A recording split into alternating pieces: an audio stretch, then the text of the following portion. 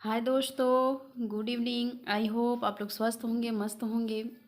YouTube channel पर सिंचाई with job में आप लोग का हार्दिक स्वागत है, अभिनंदन है। जैसा कि आप लोग जानते हैं कि इसके पहले जो वीडियो बनाए थे उसमें 1 से 50 तक का क्वेश्चन कराए हैं और आज हम इस वाले वीडियो में हम 60 से क्वेश्चन स्टार्ट करेंगे। तो चलते हैं अपने क्वेश्चन की ओर। ये सारे क्या है, सन 2021 का 11 का सन 2011 का सॉल्व पेपर है जो क्वेश्चन आया हुआ है सन 2011 में टीजीटी में। तो चलते हैं अपने क्वेश्चन की ओर। क्वेश्चन सभी इम्पोर्टेंट से है, आप एक दूसरे को शेयर ज़रूर कीजिएगा, लाइक कीजिएगा।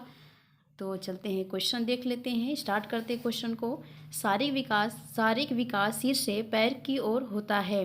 विकास का यह नियम कहलाता है। विकास का नियम क्या कहलाता है कि जो शारीरिक विकास होता है वह सिर से पैर की ओर होता है। तो मस्तकाधोमुखी कहलाता है, निकट दूर कहलाता है, सामान्य विशेष अवस्थानुसार।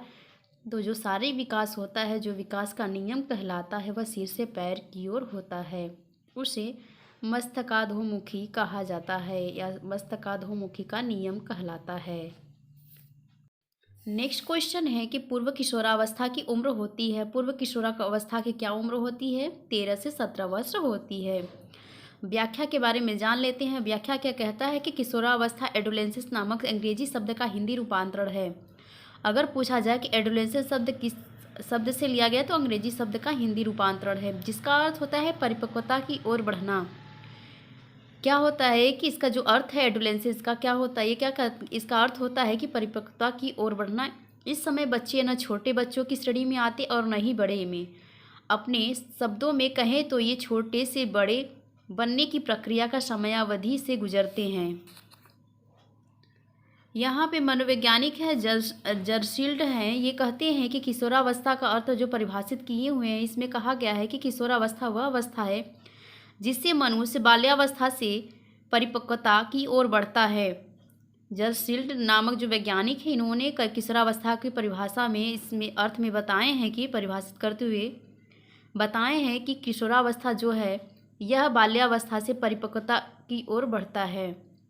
किशोरावस्था 11 से 18 वर्ष के बीच की मानी जाती है। कुछ मनोवैज्ञानिक इसे तनाव, तूफान एवं विरोधी की अवस्था भी मानते हैं। अगर पूछा जाए, तनाव क्वेश्चन में आता है, अक्सर पॉइंट पूछा जाता है कि तनाव और तूफान की अवस्था किस अवस्था को कहा जाता है, तो किशोरावस्था को भी तनाव तूफान की अवस्था के नाम से जाना जाता है। इस अवस्था में किशोर एवं किशोरियों में नाना प्रकार के शारीरिक और मानसिक परिवर्तन देखने को मिलता है किशोरावस्था में।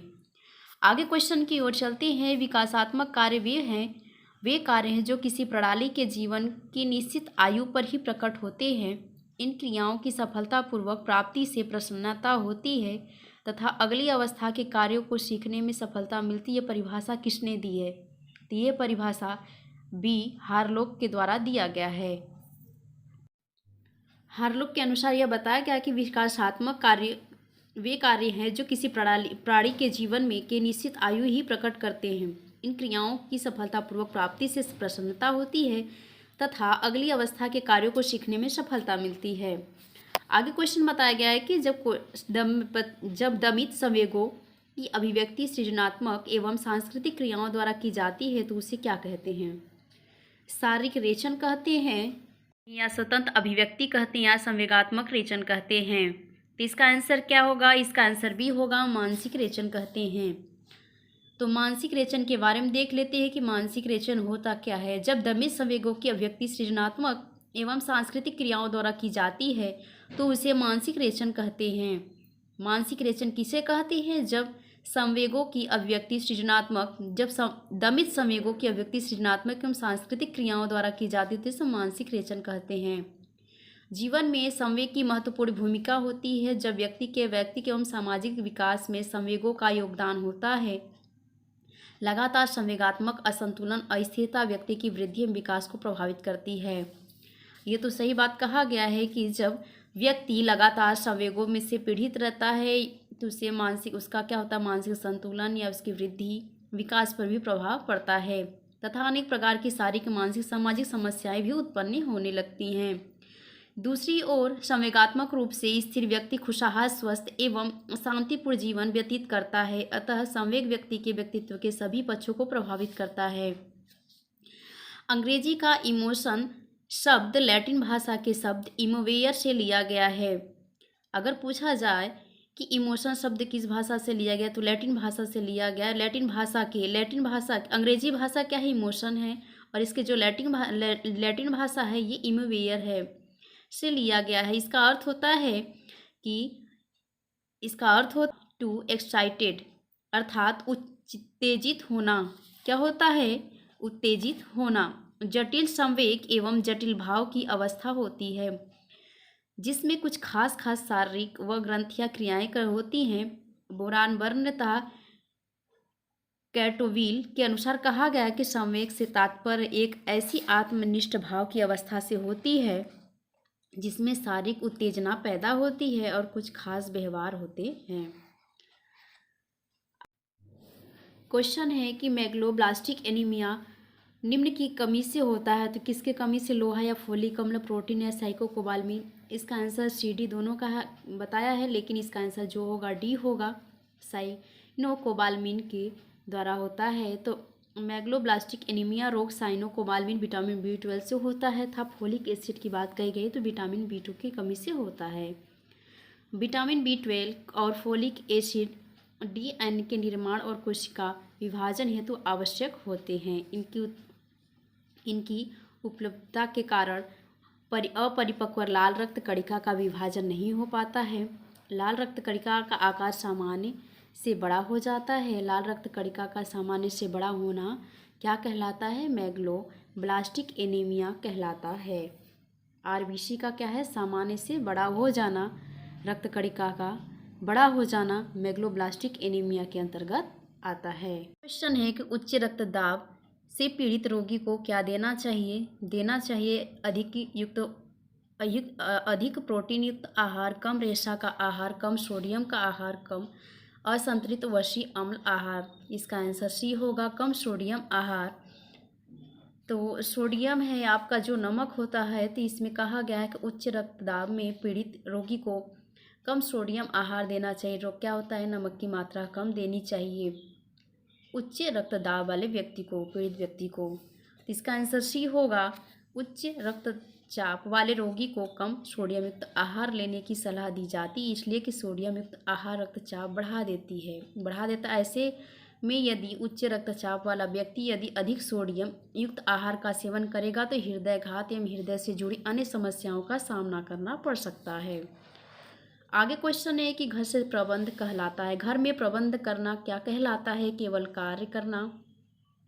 परिवार के मुखिया की जिम्मेदारी, पारिवारिक साधनों का प्रयोग, पारिवारिक लक्ष्य प्राप्ति के साधनों का प्रयोग। इसका आंसर डी होगा, पारिवारिक लक्ष्य प्राप्ति के साधनों का प्रयोग घर में प्रबंध कहलाता है। क्या कहलाता है, पारिवारिक लक्ष्य प्राप्ति के साधनों का जो प्रयोग किया जाता है घर में प्रबंधन कहलाता है। व्याख्या में बताया गया कि पारिवारिक लक्ष्य की प्राप्ति हेतु साधनों का उपयोग घर में प्रबंध कहलाता है। गृह व्यवस्था की सफलता इसमें निहित है कि किसी परिवार में अपने लक्ष्य की प्राप्ति किस सीमा तक की है, क्योंकि लक्ष्य प्राप्ति उचित व्यवस्था अति आवश्यक है। आगे क्वेश्चन है कि रेयान से बने वस्त्र धोते समय धीरे धीरे हाथों से दबाने और मलने की क्रिया का प्रयोग करते हैं, क्योंकि इसकी सतह बहुत चिकनी होती है, यह अधिक स्थायी होती है। पानी से भीगने में इसकी ताकत कम हो जाती है, इसमें प्राकृतिक चमक होती है। इसका आंसर सी होगा कि पानी में भीगने से इसकी ताकत कम हो जाती है। क्या है कि पानी में रेयान की शक्ति नष्ट हो जाती है। जब यह गीला किया जाता है तो 70% शक्ति खो देता है, अर्थात कमज़ोर हो जाता है। अतः धोते समय यह फट जाते हैं। फट नहीं जाए इसके लिए बहुत सावधानी रखने की आवश्यकता होती है। आगे क्वेश्चन है कि जब 2 या 2 से अधिक पूरक रंग किसी पोशाक में लगाए जाएं तो प्रत्येक रंग पहले से अधिक क्या होगा, चमकदार लगेगा, फीका लगेगा, गहरा लगेगा, हल्का लगेगा। इसका आंसर सी होगा, गहरा लगेगा। हमारे दृश्यात्मक अनुभव का महत्वपूर्ण पक्ष वर्ण बोध का होता है। जब 2 या 2 से अधिक पूरक रंग किसी पोशाक में लगाए जाते हैं तो प्रत्येक रंग पहले से अधिक गहरा प्रतीत होता है। वस्त्र संयोजन में प्रत्येक रंग का उचित स्थान होना अति आवश्यक है। आगे क्वेश्चन है कि आदिवासी क्षेत्रों से संबंधित एक राष्ट्रीय कार्यक्रम है, तो कैसा कार्यक्रम है? तो इसका आंसर होगा टीडीपी है। आदिवासी क्षेत्रों से संबंधित एक राष्ट्रीय कार्यक्रम टीडीपी है। सरकार द्वारा समय समय पर अनेक राष्ट्रीय कार्यक्रम संचालित किए जाते हैं। 20 का आंसर सही है। आगे क्वेश्चन है कि एंटी बेरी फैक्टर कहलाता है। Vitamin B2, vitamin B1, vitamin B6, vitamin B5। तो इसका आंसर होगा विटामिन B1। इसके बारे में हम देख लेते हैं। मोस्ट इम्पॉर्टेंट क्वेश्चन है, यहाँ से अक्सर क्वेश्चन बनते हैं, तो इसके बारे में पूरा हम इसका व्याख्या देख लेते हैं। Vitamin B1 anti berry factor कहलाता है। विटामिन B1 को थायमिन कहते हैं। इसकी कमी से बेरी नामक रोग हो जाता है। बेरी रोग दो प्रकार के होते हैं।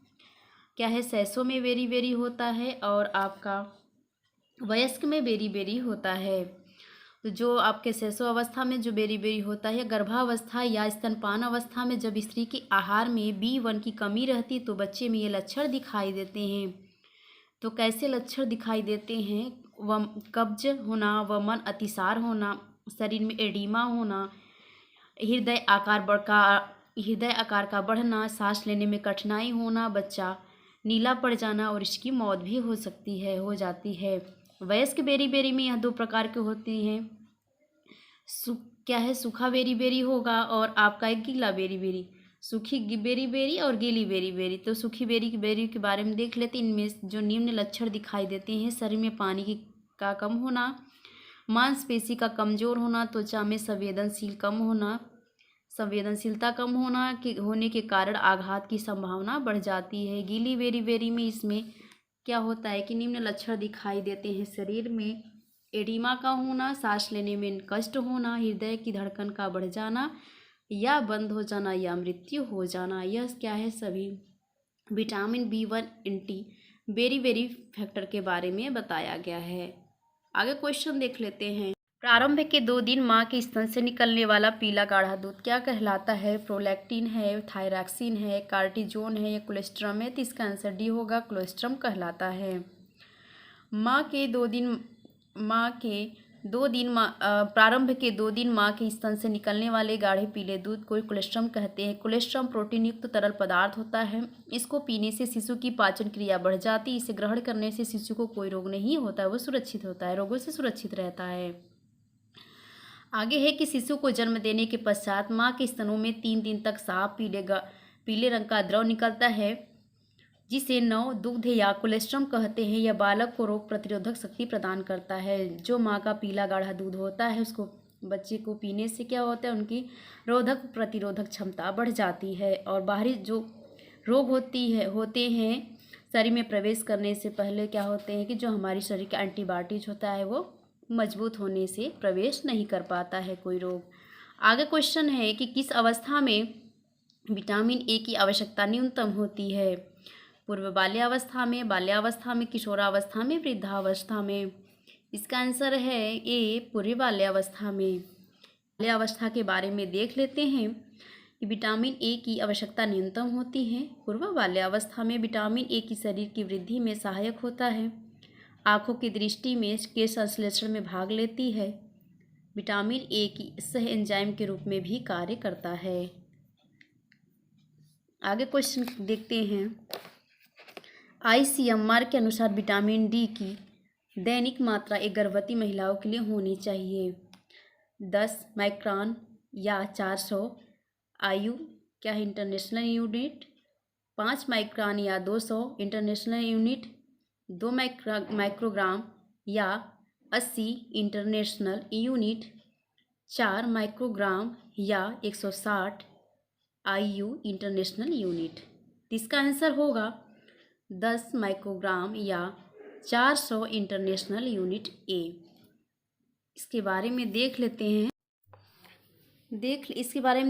कि ICMR के अनुसार विटामिन डी की दैनिक मात्रा एक गर्भवती महिला के लिए 10 माइक्रोग्राम और 400 IU इंटरनेशनल यूनिट होनी चाहिए। आगे क्वेश्चन देख लेते हैं। आगे क्वेश्चन है कि प्रोटीन के चयापचय का मुख्य पदार्थ होता है, कौन सा होता है? Iodine, urea, carbohydrate, glycogen. तो इसका आंसर बी होगा यूरिया। यूरिया के बारे में देख लेते हैं। यूरिया प्रोटीन के चयापचय का मुख्य पदार्थ होता है। यकृत आवश्यकता से अधिक अमीनो अम्ल का विखंडन कर अमोनिया को यूरिया में परिवर्तित करता है, जो कि उत्सर्जन तंत्र द्वारा बाहर निकाले जाते हैं। प्रोटीन अपने आप में एक कार्बनिक यौगिक है जो विभिन्न अमीनो अम्लों से बना होता है। प्रोटीन में मुख्य रूप से कार्बन, हाइड्रोजन, ऑक्सीजन तथा नाइट्रोजन होते हैं। इसके अतिरिक्त प्रोटीन के कुछ प्रकारों में फास्फोरस, सल्फर की भी मात्रा अल्प मात्रा विद्यमान रहती है। प्रोटीन में उपस्थित मुख्य अवयवों की प्रतिशत मात्रा इस प्रकार होती है, जैसे कार्बन 50% और आपका हाइड्रोजन 7% और ऑक्सीजन 23%, नाइट्रोजन 16%, सल्फर 0.3% और आपका फास्फोरस 0.3%। आज के लिए इतना ही। अगर आप लोग को वीडियो पसंद आए तो प्लीज़ वीडियो को लाइक, सब्सक्राइब, शेयर जरूर कीजिएगा। व्याख्या बताने का मतलब ये है कि आप इसमें कुछ नए चीज़ों को सीखेंगे, आप भी सीखेंगे, हम भी जानेंगे। और क्वेश्चन से हटके भी इसमें कुछ क्या है कि जो व्याख्या में और नए भी क्वेश्चन इसमें इंक्लूड है, जो कि यहाँ से भी क्वेश्चन पुटअप हो सकते हैं। तो व्याख्या बताने का यही तात्पर्य है कि जो हम इसमें नए शब्दों का प्रयोग किया गया है, जो नए बारे में क्वेश्चन क्या टॉपिक बताया गया है, नए इसमें शब्द का प्रयोग किया गया, उसके बारे में हम जाने। और जो क्वेश्चन है जो हमारे टॉपिक से रिलेटेड, उससे भी हटके इसमें पॉइंट बताए गए हैं, तो व्याख्या के रूप में समझ सकते हैं। अगर आप लोग को वीडियो पसंद आए तो प्लीज़ वीडियो को लाइक, सब्सक्राइब, शेयर जरूर कीजिएगा। आज के लिए इतना ही। Thank you. Thanks for watching.